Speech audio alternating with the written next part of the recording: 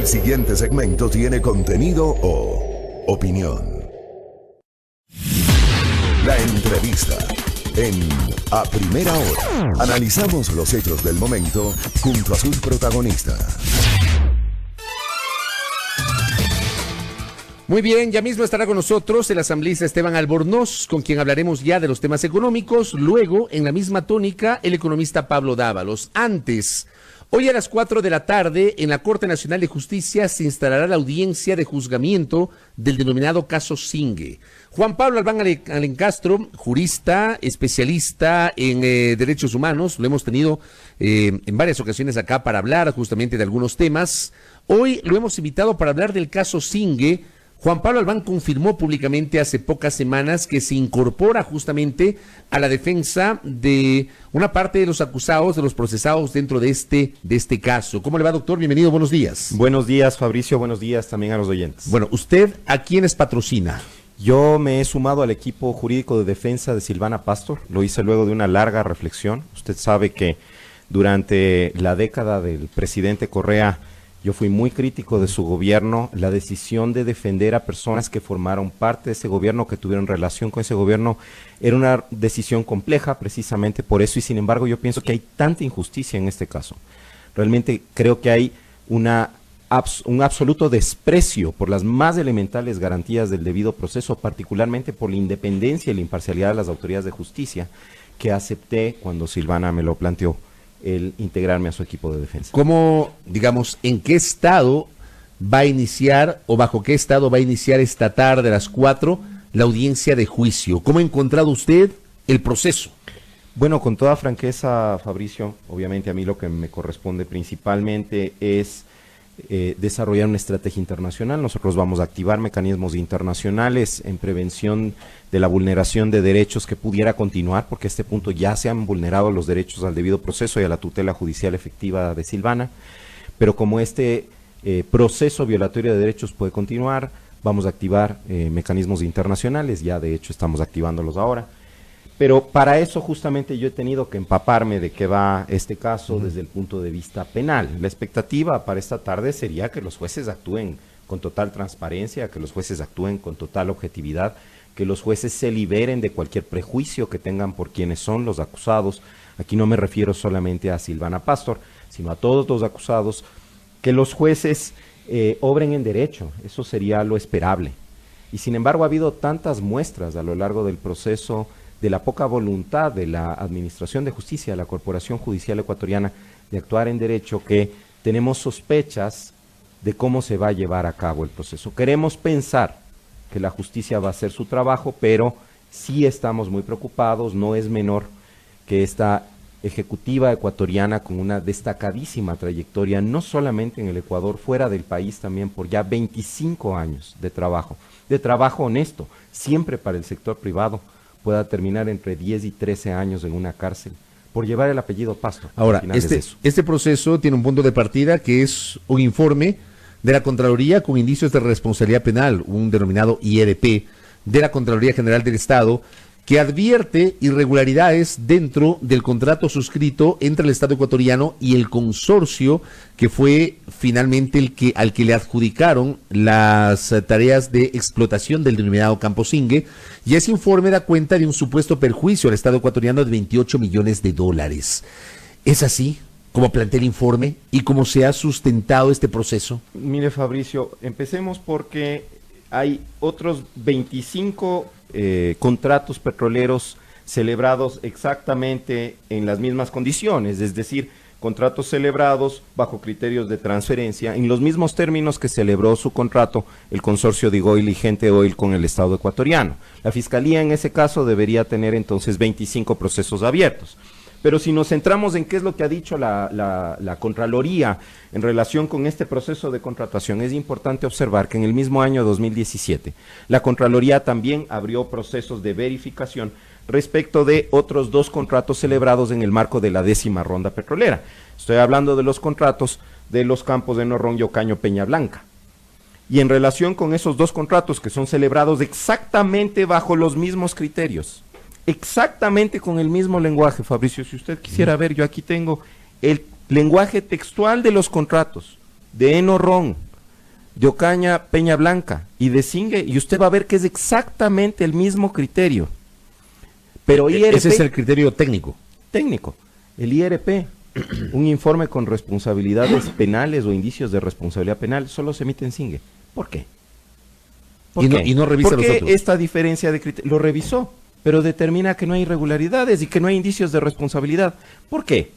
Si son contratos idénticos. Pero ¿cuál es la diferencia que establece la Contraloría de esos dos contratos con el de Singue? No establece No hay diferencia alguna. Y si usted se fija, de hecho, las tarifas acordadas en esos otros dos contratos, porque la discusión se centra en si la tarifa acordada para la concesión del contrato en Singue era una tarifa demasiado onerosa para el Estado, era excesiva para el Estado.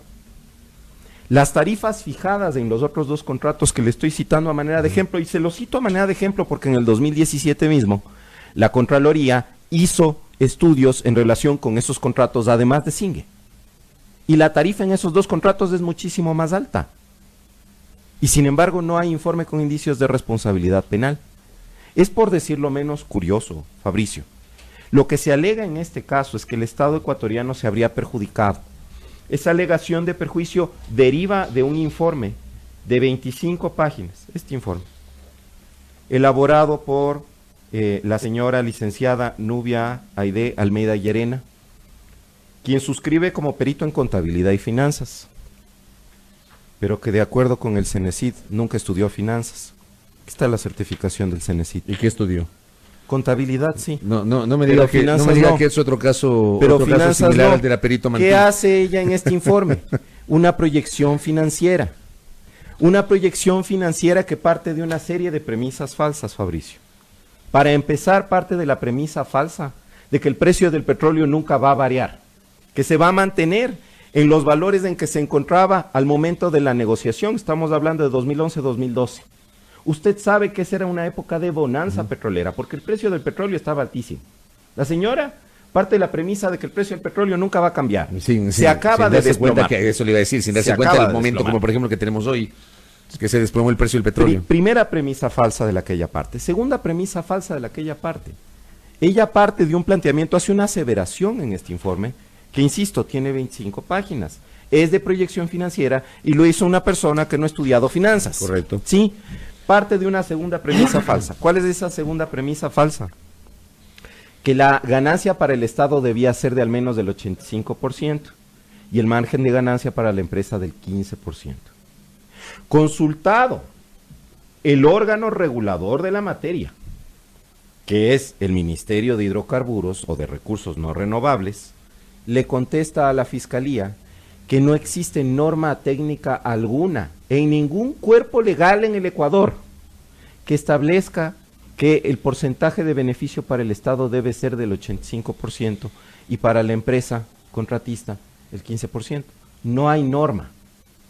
Pero si en gracia de discusión quisiéramos encontrar alguna base jurídica, la verdad es que esa base jurídica estaría en la Constitución en el artículo 408. Pero ¿qué dice el artículo 408 de la Constitución?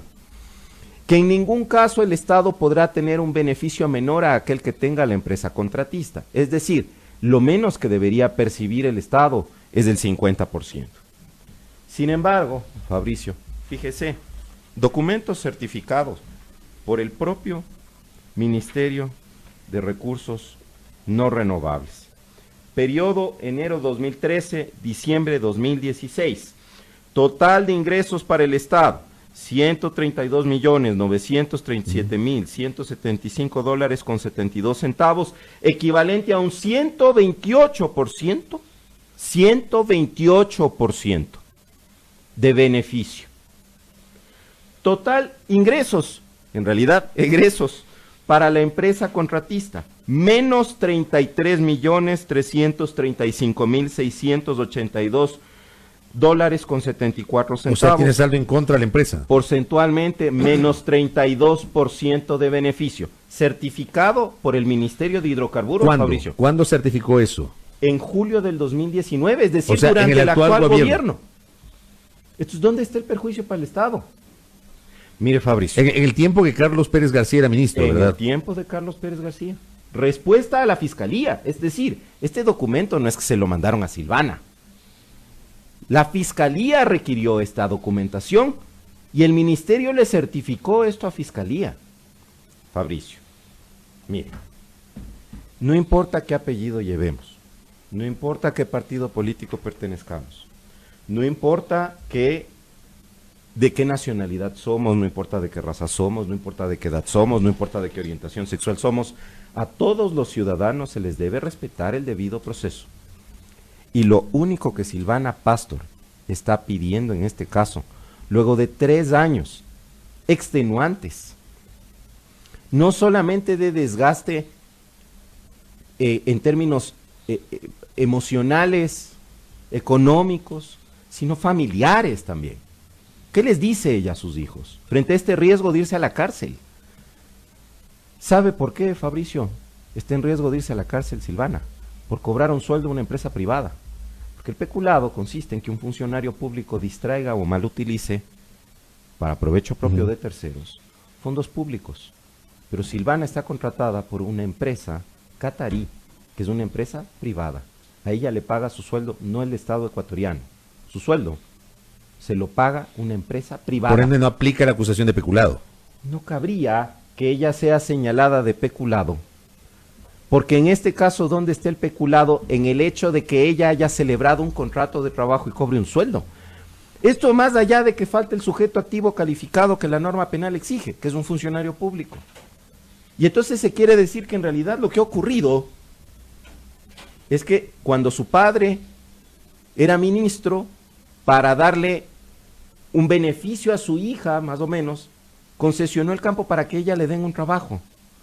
Absurdo, primero es absurdo, porque ella ya trabajaba para una empresa muy importante de este país con un sueldo equivalente, como corresponde a una ejecutiva de su nivel. Pero más allá de ser absurdo, Fabricio, si nos ponemos a pensar si en realidad era posible que una sola persona orquestara un proceso desde la década de los 80s, porque aquí tendríamos que haber logrado que una sucesión de presidentes nunca jamás adjudique Campo Singue, un campo descubierto desde los 80s. Y que estaba ahí abandonado, ¿no? Y que estaba abandonado. El campo estaba abandonado. Y no solamente que no se adjudique, sino que al momento de adjudicarse solo se presente una oferta, había que sobornar a un montón de empresas para que no se presenten. Y que esa única oferta que se presente se decida en un comité, no el ministro, la adjudicación. Y luego se pueda predecir el futuro y se sepa que después, meses más tarde de la adjudicación, esa empresa empezaría a contratar personal y entre otras carpetas pediría, porque se la pidieron, no es que ella lo buscó, la de Silvana Pastor. Hay una cosa que me llamó la atención ayer. La Procuraduría General del Estado ayer emite un comunicado en el que recuerda que participa como acusadora particular en la audiencia de juicio del caso Singue. Pero la Procuraduría, en este comunicado que fue distribuido a los medios de comunicación, explica que lo hace en el caso de 11 de los 15 procesados. Y allí, por ejemplo, no consta el nombre de su defendida, ni de otras personas que también están siendo parte del proceso.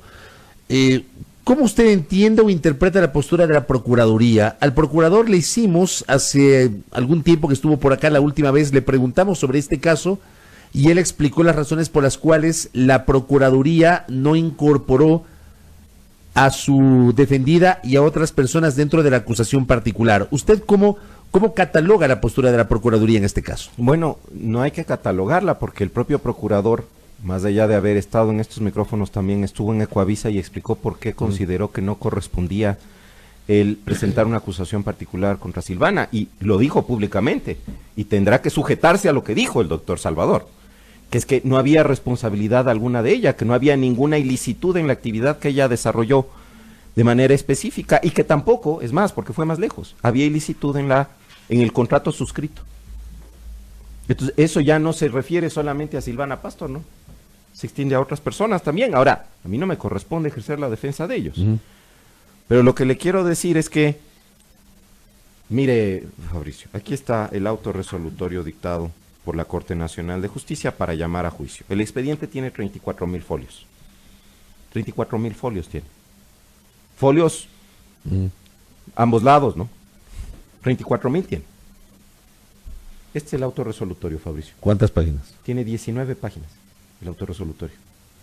La referencia a Silvana es esto. Así le llama juicio la Corte Nacional de Justicia a Silvana Pastor, luego de haber presentado 120 descargos documentales, más de 50 descargos testimoniales y más de 20 pericias. La Corte Nacional de Justicia le llama a juicio así, sin referirse a uno solo de esos casi 200 elementos de descargo. No se refiere a uno solo, Fabricio. Si usted gusta, yo le dejo y usted se lee las 19 carillas porque no toma tanto tiempo. Y va a encontrar que ni una sola vez hay mención a 200 elementos de descargo. ¿Cómo es posible que la Corte Nacional de Justicia, con un peritaje de 25 páginas, hecho por una experta que no es tal, frente a dos peritajes sobre la misma materia, el uno de 1200 páginas, el otro de 300 páginas, que concluyen exactamente lo contrario, diga que existe peculado porque no se benefició el Estado 85% versus 15%, cuando el propio Ministerio de Hidrocarburos está diciéndole a la Fiscalía, mire, el Estado se benefició en 128 y la empresa está en menos 32%. ¿Y cuál es su conclusión de todo eso? Con esto cierro, doctor. ¿Usted qué concluye Fabricio, de que haya pasado todo eso? La persecución judicial selectiva que se ha orquestado por décadas en este país, que fue particularmente notable durante la década de Rafael Correa. Yo mismo, y usted lo sabe, he defendido a muchas personas que fueron víctimas de esa persecución judicial selectiva. Lamentablemente se ha extendido al régimen actual.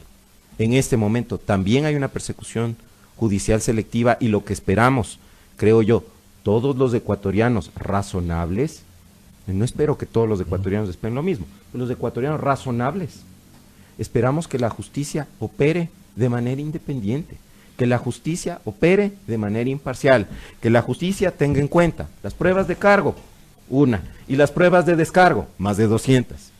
Que la justicia motive sus decisiones. Es una tomadura de pelo al país emitir un auto resolutorio de este tipo. Esperamos que la justicia haga su trabajo, pero si no lo hace, lamentablemente, y una vez más, vamos a tener que poner en conocimiento de organismos internacionales y entonces después todos los ecuatorianos de nuestro bolsillo sacaremos para pagar las indemnizaciones que corresponden. Somos clientes frecuentes del sistema. Gracias, doctor, por el tiempo, por la gentileza. Expectantes de lo que pase hoy, a partir de las 4 de la tarde se instala en la Corte Nacional de Justicia la audiencia relacionada con el denominado caso Zingue, la audiencia de juicio. Aquí nos ha acompañado el doctor Juan Pablo Albán Alencastro, quien patrocina la defensa de la empresaria Silvana Pastor, quien es una de las 15 procesadas en el denominado caso Zingue.